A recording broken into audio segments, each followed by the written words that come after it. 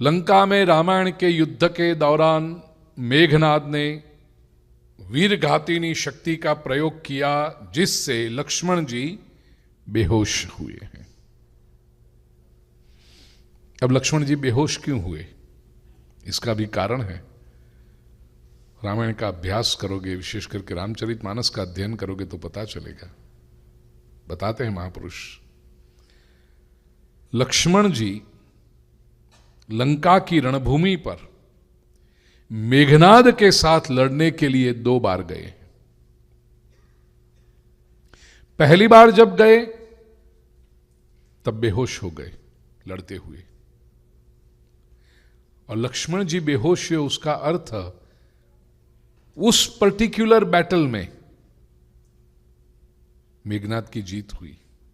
Temporary भी सही, लेकिन मेघनाद का पलड़ा भारी हुआ। अंग्रेजी में कहावत है ना कि sometimes it is better to lose a battle but win the war in the long run. तो उस रामायण की पूरी वॉर समझो तो ली, वो बैटल जो थी हनुमान जी और लक्ष्मण जी और मेघनाद के बीच में, उसमें लक्ष्मण जी बेहोश हो गए, मेघनाद जीता है। क्यों ऐसा हुआ? पहली बार जब मेघनाद के साथ लक्ष्मण जी युद्ध करने के लिए जा रहे हैं, गोस्वामी तुलसीदास जी लिखते हैं, आयसु मागी राम पही अंगदादि कपि साथ, लक्ष्मण चले क्रुद्ध होई बाण सरासन हाथ। श्री रामचंद्र जी की आज्ञा मांगी है, प्रभु मैं जा रहा हूं, और बाण लेकर के क्रोधित होकर के लक्ष्मण जी चले। उस समय क्या हुआ? लक्ष्मण जी के ऊपर मेघनाद की वीरगातिनी शक्ति चल गई, लक्ष्मण जी बेहोश हुए। और दूसरी बार लंका कांड के 75वें दोहे में है, लक्ष्मण जी जब मेघनाद से युद्ध करने चले ना, रघुपति चरण नाई सिरु चले तुरंत अनंत। श्री रामचंद्र जी के चरणों में मस्तक झुका करके, रामचंद्र जी को प्रणाम करके, अनंत, लक्ष्मण अनंत के अवतार हैं, शेषनाग के अवतार हैं, लक्ष्मण चले। क्रोध में आकर केवल राम जी से कह करके मैं जा रहा हूं मेघनाद को मारने के लिए, बेहोश हुए और राम जी के चरणों में मस्तक झुकाकर नम्र होकर गए तो मेघनाद को मारा। ये बहुत महत्वपूर्ण बात है प्रिय स्वजनों। हम संसार के युद्ध में भगवान को केवल इन्फॉर्म करके जाएं, जा रहे हैं, ऐसे तो हम कैपेबल हैं, लेकिन आपको बता रहे हैं तो फिर बेहोश होने की बारी आती है। लक्ष्मण जी जब बेहोश हुए हैं प्रिय स्वजनों, बड़ा करुण प्रसंग है। जैसे सीता जी जब नहीं मिली तो रामचंद्र जी विलाप करते हैं ना, ऐसे लक्ष्मण जी बेहोश पड़े तो लक्ष्मण जी का मस्तक अपनी गोद में लेकर के श्री रामचंद्र जी रो रहे हैं। रामचंद्र जी की आंखों से अश्रु बह रहे हैं। लखन,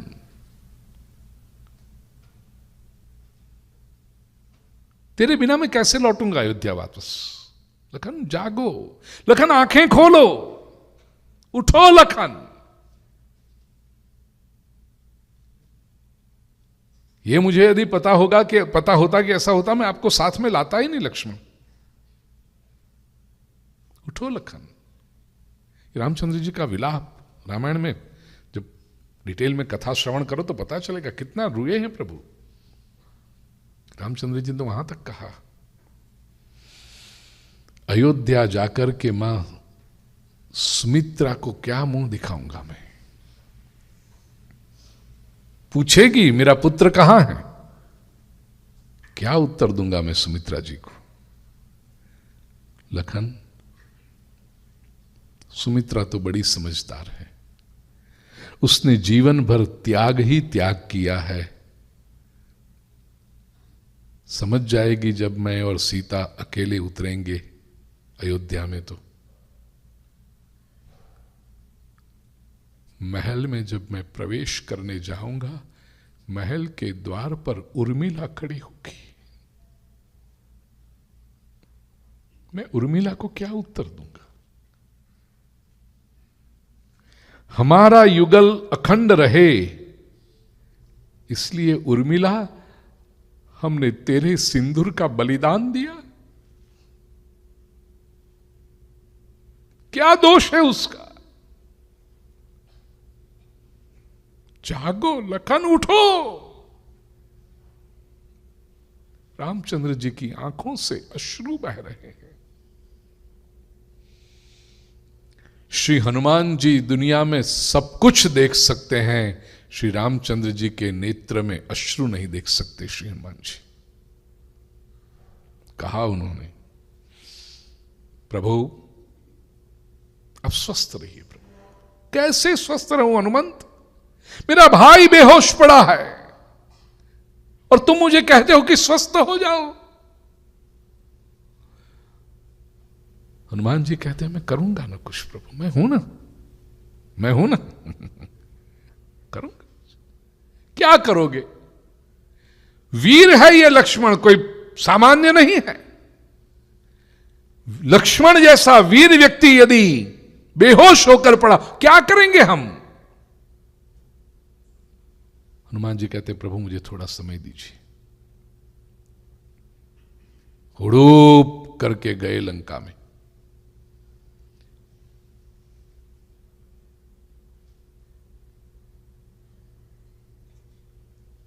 सुषेण के घर पहुंच गए। कहा चलो। सुषेण कहता, कहां? रणभूमि पर।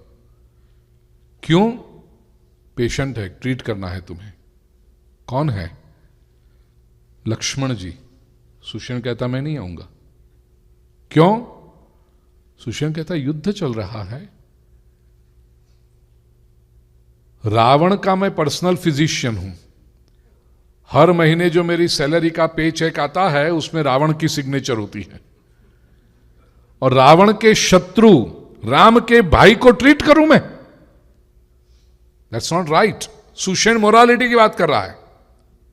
सुषेण कहता है, it's unethical on my part. मैं सैलरी रावण से लूं और राम के भाई को ट्रीट करूं? नहीं करूंगा मैं। श्री हनुमान जी ने कहा है सुषेण से, तुम फिजिशियन हो, तुम वैद्य हो, बीमार व्यक्ति को ठीक करना यह तुम्हारा कर्तव्य है। वो बीमार व्यक्ति कौन है वो तुम्हें नहीं देखना है, तुम्हें आना होगा। प्रिय सज्जनों, यहां तो एक वाक्य में बता दिया, it was not simple there. Sushen अपनी बात पर अड़ा हुआ था, डर से, मोरालिटी से। एक तो डर भी था रावण क्या करेगा तो जब उसको पता चलेगा तो, और बात मोरालिटी की कर रहा था कि मैं नहीं आ सकता क्योंकि रावण मुझे सैलरी देते हैं। अब उसको कन्विंस करना, उसके डर को दूर करना, ये मोरालिटी की बातें कर रहा है, उसको कन्विंस करना श्री हनुमान जी ने किया कि तुम वैद्य हो, तुम्हारा कर्तव्य केवल बीमार व्यक्ति को ठीक करने का है, चलो। और सुषेण कन्विंस हुआ आने के लिए। प्रिय स्वजनों, 9300 वर्ष पहले की बात है ये, मिनिमम। हिस्टोरिकली देखो तो श्रद्धा तो जिनके हैं लाखों वर्षों की बात करते हैं, लेकिन रिसर्च स्कॉलर्स जो बहुत कंजर्वेटिव एस्टिमेट रखते हैं वो है 9300 वर्ष पहले की घटना। 9300 वर्ष पहले श्री हनुमान जी सुषेण को समझाते हैं कि तुम वैद्य हो, तुम्हें तुम्हारी कर्तव्य है कि पेशेंट को ठीक करो। वो पेशेंट मित्र है, शत्रु है, कौन है वो तुम्हें नहीं देखना है। आज दुनिया भर के डॉक्टर और नर्सेस, अभ्यास उनका पूरा हो जाए उसके बाद हिपोक्रेटिक ओथ साइन करते हैं। उनमें ये यहां बैठे हुए डॉक्टर्स को पता होगा, उन्होंने हिपोक्रेटिक ओथ साइन की होगी कि जब भी मैं, ये मेरे जो मेडिकल साइंस मैंने पढ़ा है, I will treat the human being irrespective of their nationality, faith, कुछ भी जो है। एम आई राइट डॉक्टर्स? ये हिपोक्रेटिक ओथ के ड्राफ्ट करने वाले हमारे श्री हनुमान जी हैं। वो सभी डॉक्टरों को पता होना चाहिए। सुषेण को कन्विंस करके जब एक बार तैयार हो गया वो कि चलो हम आता हूं, बिहारियों के बीच बैठा हूं इसलिए हम आता हूं हाँ, नहीं तो ये सही हिंदी नहीं है, मैं आता हूं आना चाहिए, हम आते हैं, लेकिन बिहारियों हम आता हूं। तो चले। अब सुषेण जब चलने के लिए तैयार हुआ, हनुमान जी ने कहा ठहरो, कहां? नहीं चलते हैं ना। हनुमान जी कहा ले जाता हूं, चलोगे कहां? मैं हूं ना, ले जाता हूं तुम्हें। सुषेण के पूरे घर को उठाया। सुषेण कहते ये क्या कर रहे हो? हनुमान जी कहते मैं जो करता हूं सही करता हूं, चलो अब। पूरे घर को उठा करके ले आए। भगवान राम जी पूछते हैं हनुमंत ये क्या किया? इसको ले आते ना। हनुमान जी कहते हैं प्रभु इसको मैं यहां ले आता, फिर वो कहता है दवाई घर पे रह गई।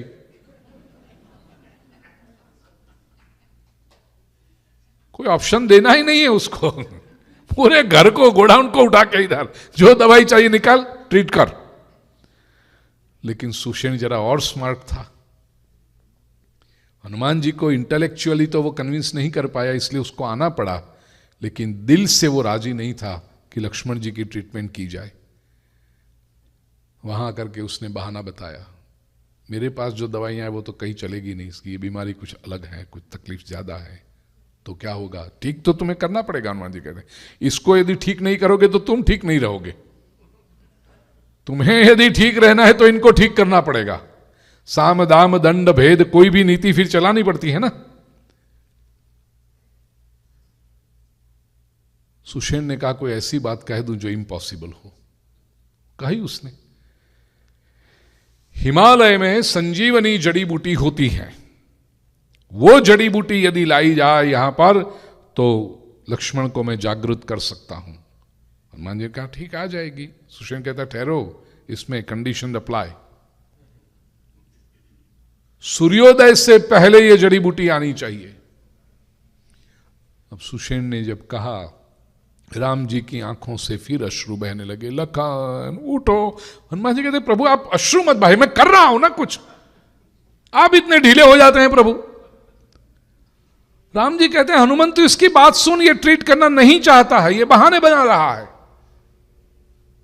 या तो जेन्युइनली कहता है, लेकिन जो कह रहा है वो ये बात यही है, इसका मतलब ये हुआ कि लक्ष्मण ठीक नहीं होगा।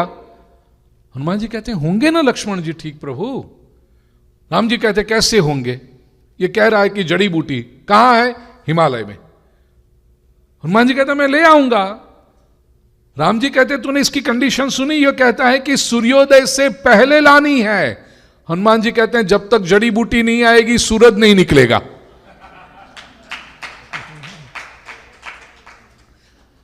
पता है उसको बचपन में, जुग सहस्र जो जन पर भानु। हाँ तो अब वो मेरे साथ में गड़बड़ नहीं करेगा। काम होगा प्रभु। प्रिय स्वजनों देखिए इम्पॉसिबल टास्क था ये। बैठे हैं कहां? डाउन साउथ श्रीलंका में। जड़ी बूटी कहां है? अप नॉर्थ हिमालय में। रात हो चुकी है और सूर्योदय से पहले लानी है। चंद घंटे हैं आपके पास, फ्यू आवर्स। और हनुमान जी कहते हैं हो जाएगा ये काम। गए, पहुंचे। आप रामायण का अध्ययन करो, सुंदरकांड में बीच में तो काल नेमी आता है और कितने विघ्न आते हैं, फिर भी पहुंचे, ले आए। अब यहां पर कुछ स्पष्टीकरण, कुछ क्लैरिफिकेशन। कहानी तो सबको पता है। लोग कहते हैं वहां पहुंचे हिमालय में, संजीवनी जड़ी बूटी, पहाड़ पे पूरी बहुत सारी औषधियां थी, तो हनुमान जी को पता ही न चला कि इसमें संजीवनी बूटी कौन सी है। तो हनुमान जी पूरा पहाड़ उठा के ले आए। हैं। कहानी यही बताते हैं बच्चों को। प्रिय स्वजनों आप श्री हनुमान जी को ठीक तरह से समझिए। जो हनुमान जी ज्ञानी नाम अग्रगण्य हैं, बुद्धिमताम वरिष्ठ हैं, वो हनुमान जी एक संजीवनी जड़ी बूटी को नहीं जान सकते? क्या वो ढक्कन थे कि पूरे पहाड़ को उठाकर उनको ले आना पड़े? नहीं। जाकर तुरंत श्री हनुमान जी को पता चल गया। मैंने कल मतलब परसों जो कहा था ना प्रवचन में कि सारे शास्त्र इनको पता है, आयुर्वेद भी हनुमान जी को पता है। संजीवनी बूटी तो तुरंत उन्होंने देख ली, पहचान भी गए। तो फिर पहाड़ उठाकर क्यों ले आए? और पहाड़ उठाकर लाए हैं, यह इतिहास है, it is a history, it is proven beyond doubt. मैं परसों आते समय गाड़ी में बहना स्वाति से कह रहा था, ये रिसर्च हुई है ये सब बातें। आज भी लंका में संजीवनी पहाड़ है और उसकी मिट्टी का रिसर्च किया गया है। संजीवनी पहाड़ जहां पर है उसके आसपास 100 मीटर दूर आप जाओ, वहां की सॉइल लो, और ये संजीवनी माउंटेन जो है उसकी हिल है छोटी सी, उसकी मिट्टी लो, मिट्टी के केमिकल कंपोजिशन में फर्क है। अब यूजुअली कोई हिल हो तो हिल के आसपास की सॉइल केमिकल कंपोजिशन तो सेम होना चाहिए, फर्क है, ये पहली बात। दूसरी बात विच प्रूव्स इट बियॉन्ड डाउट, ये संजीवनी पहाड़ की जो मिट्टी है वो हिमालय जहां से लाया गया है ये पहाड़, उस पहाड़ की मिट्टी से मैच करती है केमिकल कंपोजिशन। ये 21वीं सदी में हुआ रिसर्च है प्रिय स्वजन, द 21st सेंचुरी। 9000 वर्ष पहले की बातें, ये केवल मिरेकल्स नहीं है, फेरी टेल्स नहीं है, दीज आर हिस्ट्रीज। पहाड़ उठा करके श्री हनुमान जी ले आए हैं। और आज भी वहां पर ऐसी हर्ब्स होती हैं जहां लोकल लोग छोटी मोटी बीमारियों के लिए उसको ट्रीट करने के लिए उस हर्ब का इस्तेमाल करते हैं, आज भी श्रीलंका में।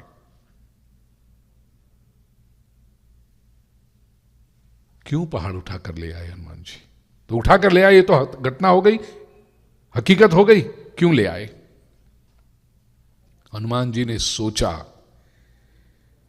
कि श्री राम का छोटा भाई लक्ष्मण को यदि ये आपत्ति आ पड़ी है, उसको जब बेहोशी आई है युद्ध में, और उसके लिए ये इलाज एक ही है संजीवनी बूटी, उसके लिए लाने को मुझे भेजा गया। युद्ध कब तक चलेगा, कितना चलेगा, क्या पता, कल कोई सामान्य वानर, कोई सामान्य रीछ को ये जरूरत पड़ जाए तो उसको बचाने के लिए कोई मुझे नहीं भेजेगा कि जाओ अब संजीवनी बूटी ले आओ। लाइफ लक्ष्मण की हो या सामान्य वानर की हो, लाइफ इतनी ही प्रेशियस होती है। तो मैं जब आया हूं तो सभी के लिए जड़ी बूटी ले जाऊं, इसलिए पूरा पहाड़ उठा करके हनुमान जी ले आए। ये हनुमान जी की करुणा है। ये सज्जनों, आज भी हम देखते हैं medical expenses are rising day by day. कोई ऐसी बीमारी हो जाए कि महंगा वाला इंजेक्शन हो, बड़े लोगों के फैमिलीज में हो सकता है, कोई मल्टी मिलियनर का बेटा हो, उसको ऐसी बीमारी हो गई तो उसके लिए लाएंगे इंजेक्शन। समझो ऐसा कोई इंजेक्शन है कि जर्मनी में ही मिलता है, ऐसा होगा ना कुछ जर्मनी। पेशेंट यहां न्यू जर्सी में है और डॉक्टर कहे कि with in 12 hours if I get this injection probably I can save the life of this patient. वो मल्टी बिलियनर का आदमी लड़का होगा, कोई बार डोंट वरी डॉक्टर, जब भी तुरंत वो अपने मोबाइल से फोन करेगा, जर्मनी में अपना कोई काउंटर पार्ट होगा, कहेगा ये मेडिसिन आपको अभी मैं तुमको भेज रहा हूं, व्हाट्सएप करके नाम भेज रहा हूं, ले आओ, फर्स्ट अवेलेबल फ्लाइट से आ जाओ इधर। और वो कहेगा yes it will be done. श्रीमंत लोगों के लिए होता है। अब कोई सामान्य व्यक्ति बेचारा बीमार होगा तो डॉक्टर सजेस्ट भी नहीं करेगा ये, क्योंकि डॉक्टर को पता है कहां से लाएगा। तो क्या श्रीमंत लोगों का जीवन ही जीवन होता है, सामान्य लोगों का जीवन नहीं होता? श्री हनुमान जी की ये करुणा है प्रिय स्वजनों। तो ऐसा मत समझना हनुमान जी को पता न चला संजीवनी क्या थी, पता तो चल गया था। श्री हनुमान जी के अंतःकरण की करुणा है, इसलिए वो पूरा पहाड़ उठा कर ले आ रहे हैं। लाय सजीवन लखन जी आए, श्री रघुबीर हर्षि उर लाए। श्री रामचंद्र जी ने उनको अंतःकरण से लगाया। हनुमान जी जब पहाड़ लेकर आ रहे थे ना, जाते समय काल नेमी का विघ्न आया, लौटते समय एक और छोटा सा विघ्न आया है। यह भी है, जाते समय दुष्ट व्यक्ति का विघ्न आया, आते समय अच्छे व्यक्ति का विघ्न आया। ब्राह्म मुहूर्त हो रहा था, सूर्योदय नहीं हुआ अभी तक, ब्राह्म मुहूर्त। लेकिन हनुमान जी जब लौट रहे हैं, अब भारत का नक्शा देखना, हिमालय से दक्षिण की ओर जाओ ना, लंका की ओर, तो अयोध्या आती है बीच में। नंदीग्राम में श्री भरत जी जाग रहे थे ब्राह्म मुहूर्त में, और उन्होंने देखा तो ऊपर से ये जो जा रहा है, कोई विचित्र आकार, ऐसा पहाड़ लेकर के कोई जा रहा हो, और 14 वर्ष पूरे होने को थे। हनुमान जी तो भरत जी तो दिन गिन रहे थे। भरत जी ने देखा ये क्या जा रहा है, और जब बहुत प्रेम हो ना तो ऐसे व्यक्ति के बारे में नेगेटिव विचार पहले आते हैं। भरत जी को श्री राम जी के प्रति बहुत प्रेम है कि राम जी वहीं से दक्षिण से ही आने वाले हैं, भरत जी इतना जानते हैं, और ये दक्षिण की ओर जा रहा है तो कोई राक्षस है, ये इतना बड़ा पहाड़ उठा के जा रहा है, मेरे भगवान के मार्ग में विघ्न करने जा रहा है, उसको पहुंचने नहीं दूंगा। भरत जी ने तीर चलाया, श्री हनुमान जी के चरण में लगा, हनुमान जी गिरे, नीचे गिरे, जैसे ही धप गिरे, हनुमान जी के मुख से शब्द निकला, हे राम। भरत जी ने जब देखा, ओ ये तो राम जी का नाम ले रहे हैं, कौन है? जल बल छिड़का, ये सब किया, जागृत किया, पूछा आप कौन? हनुमान जी ने कहा ऐसी घटना हो रही है, सूर्योदय से पहले लक्ष्मण जी के लिए ये औषधि भेजनी है, ले जाने, इसलिए मैं जा। ओ भरत जी को इतना पछतावा हुआ, अत्यंत प्रेम में आकर के मैंने रामचंद्र जी के भक्त को ही नुकसान पहुंचाया, कैसे ठीक करे जल्दी। एक तो तीर लगा ना तो हनुमान जी लंगड़े हो गए। इसलिए हनुमान जी आज भी हमारे अयोध्या के जो महात्मा लोग हैं ना, वो हनुमान जी को बड़े प्रेम से कहते हैं हमारे लंगड़े बाबा, थोड़े से लंगड़े चलते हैं हनुमान जी, पेड़ लगा। और भरत जी ने उनको ठीक करने के लिए अब भारत में इमीडिएट क्या मिलेगा, क्योंकि भरत जी स्वयं वनवासी हैं, नंदीग्राम में रहते हैं, उनके पास भी एक फार्मेसी खोल के नहीं बैठे पूरी,